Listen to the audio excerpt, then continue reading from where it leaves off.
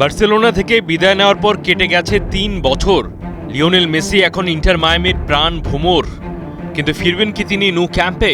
সাম্প্রতিক সময়ে গুঞ্জন ছড়িয়েছে বার্সেলোনা আবারও তাদের হারানো রত্নকে ফেরানোর চেষ্টা করছে।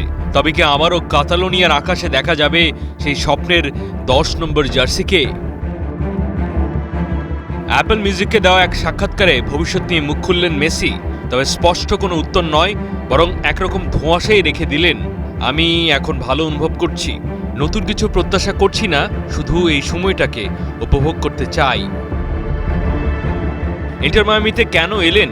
কয়েক বছর আগে মায়ামিতে যোগ দেন মেসি। তার মতে পিএসজির কঠিন সময় ভুলে যেতে নতুন চ্যালেঞ্জের দরকার ছিল।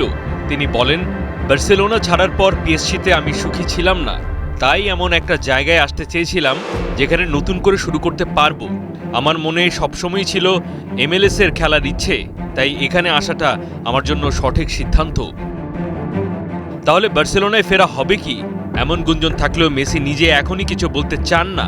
আপাতত তিনি উপভোগ করছেন মায়ামির নরম আবহাওয়া, পরিবারের সঙ্গে সময় আর ফুটবলের প্রতি সেই পুরনো ভালোবাসা। মাহাদি হাসান, ৭১।